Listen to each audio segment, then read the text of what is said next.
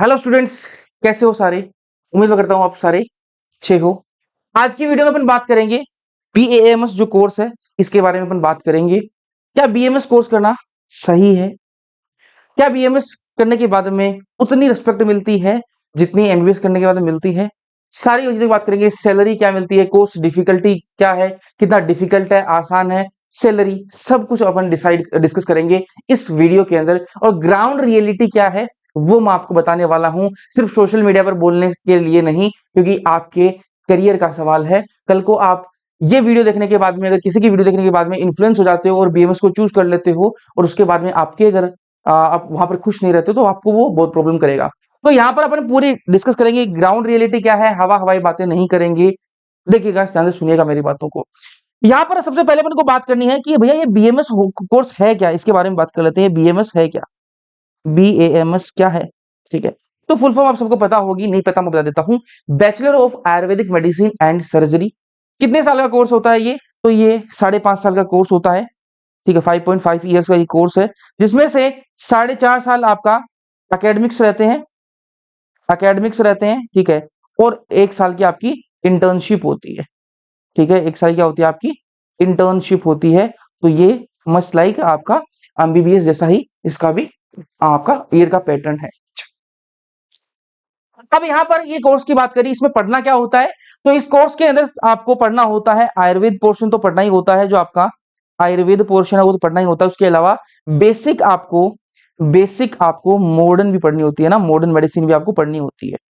अच्छा, basic modern में आपको एनाटॉमी हो गई, फिजियोलॉजी, सर्जरी, ये थोड़ी आपको बेसिक ये भी पढ़ाते हैं, प्लस आपको आयुर्वेदा पढ़ाते हैं। अच्छा, तो ये तो बात कर ली अपन ने, बीएमएस का ओवरव्यू की बात कर ली। अब आते हैं अपन कि कोर्स की डिफिकल्टी लेवल के बारे में अपन आ जाते हैं। उसके बाद में अपन एक एक पॉइंट ही बात करेंगे। तो बीएमएस क्या है वो आपको समझ में आया। अब बात करेंगे अपन कि कोर्स की डिफिकल्टी क्या है।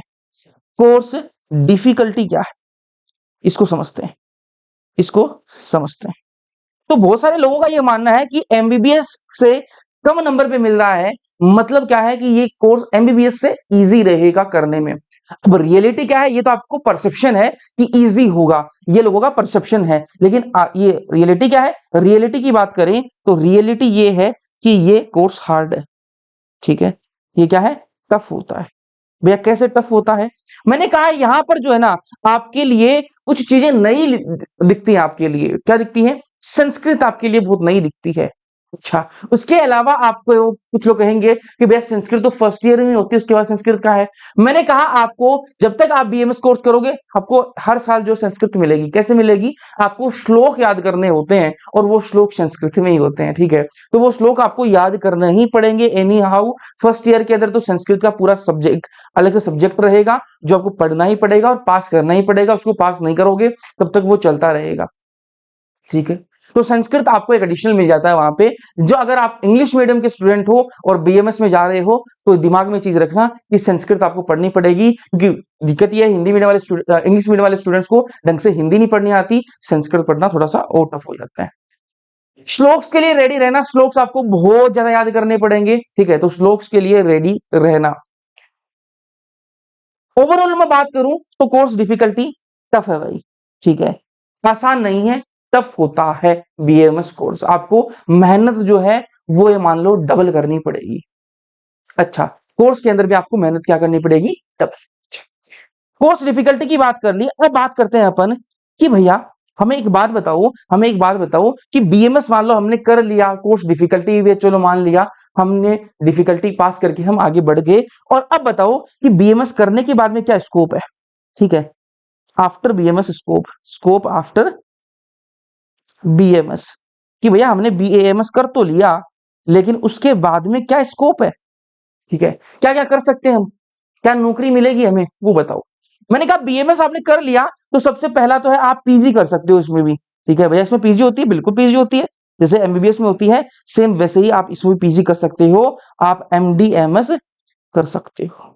कैसे करेंगे? उसके लिए अलग एग्जाम होता है और वहां पर सीट्स बहुत लिमिटेड होती हैं, सीट बहुत लिमिटेड होती है, तो वहां पर भी कंपटीशन क्या होता है? बहुत हाई होता है।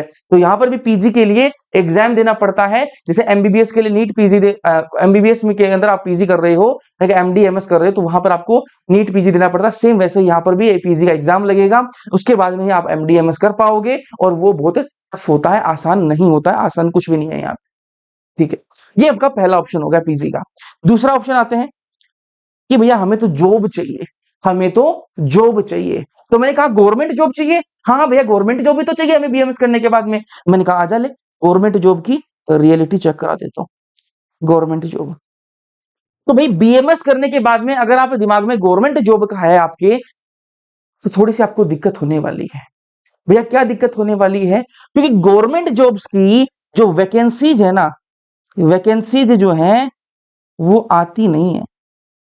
गवर्नमेंट जॉब्स की वैकेंसी जो है बीएमएस करने के बाद में आती नहीं है। अच्छा, आती नहीं है मतलब बिल्कुल नहीं आती क्या? मैंने कहा आती है, कुछ एक आती है, लेकिन आपसे पहले और भी बहुत सारे लोग बैठे हैं जिन्होंने बीएमएस कर रखा है।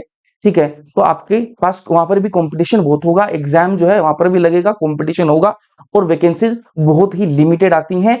हर साल वैकेंसी नहीं आती, कुछ सालों से वैकेंसी निकलती हैं, और वो भी क्या है, बहुत टफ सिस्टम है। तो गवर्नमेंट जॉब लगना बीएमएस के अंदर आसान नहीं है।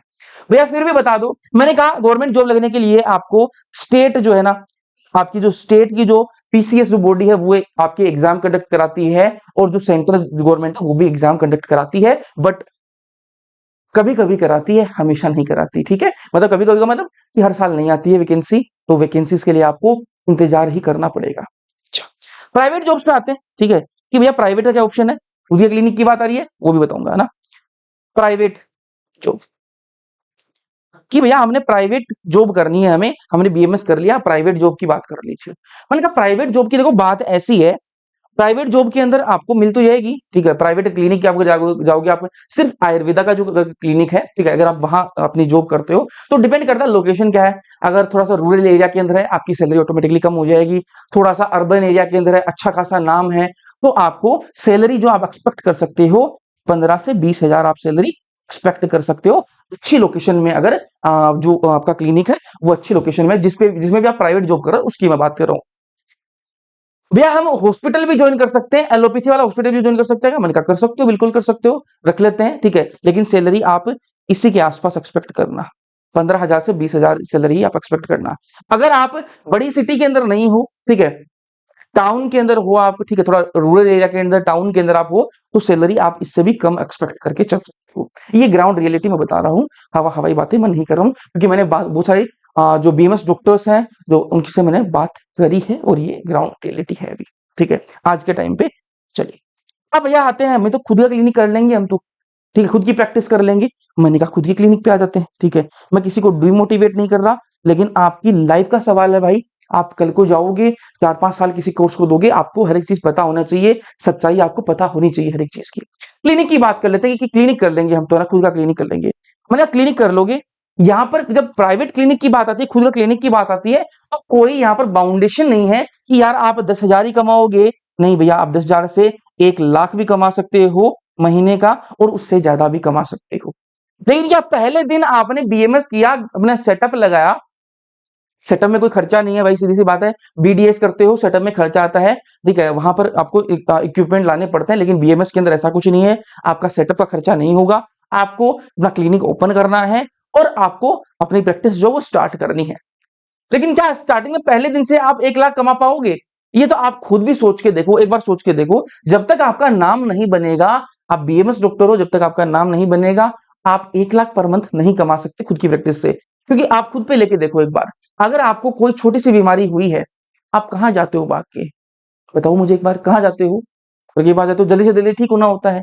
क्या आप आयुर्वेद प्रैक्टिस से किसी इंसान को इंस्टेंट रिलीफ दे सकते हो? नहीं दे सकते, क्योंकि आयुर्वेद इंस्टेंट रिलीफ पे काम ही नहीं करता। ठीक है, वो तो जड़ पे काम करता है ना, बीमारी की जड़ पे काम करता है। तो सिर्फ अगर आप आयुर्वेद प्रैक्टिस करते हो, ठीक है, तो आपको टाइम लगेगा अपना जो है नाम बनाने में, आपको टाइम लगेगा। हाँ, आप अच्छे खासे पैसे कमा सकते हो, इसमें कोई डाउट नहीं है, बट आपको टाइम देना पड़ेगा, आपकी डेडिकेशन होनी चाहिए पूरी आयुर्वेद के प्रति।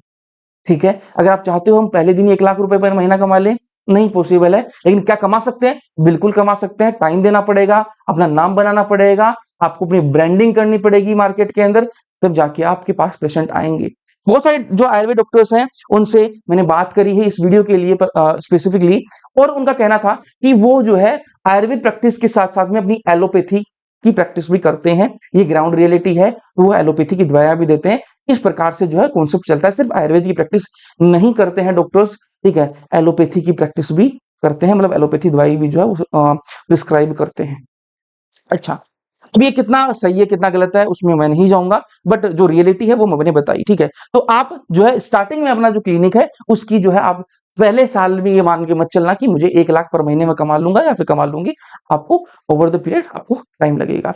तो यहाँ पर कुछ, तो आपके पास में कुछ सर्टिफिकेशन कोर्सेस हैं, ठीक है। जैसे आपने पंचकर्मा में कर लिया, पंचकर्मा एक बहुत मतलब जो है लोग बहुत ज्यादा करवा रहे हैं आजकल, ठीक है।